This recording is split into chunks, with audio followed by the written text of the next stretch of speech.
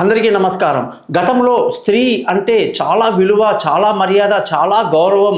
అసలు స్త్రీ అంటేనే ఒక తల్లిగా, ఒక వదినగా, చెల్లిగా, కూతురిగా అనేక రకాలుగా చూడడం అనేది గొప్పగా జరిగేది. కన్నెత్తి ఒక అమ్మాయిని చూడాలన్నా భయమేసేది. అంత సంస్కారం అడ్డం వచ్చేది.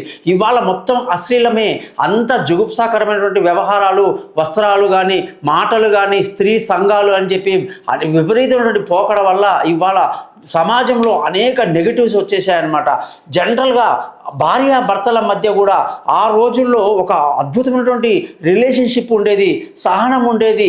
భార్య అంటే నా సర్వస్వం, నా జీవితం, అది మంచైనా చెడైనా ఎలా ఉన్నా నా తండ్రిని నేను స్వీకరించాను, తల్లి ఎలా ఉన్నా స్వీకరించాను, చెల్లెని, అన్నని, తమ్ముణ్ణి అందరినీ ఎలా ఉంటే అలా స్వీకరించాను.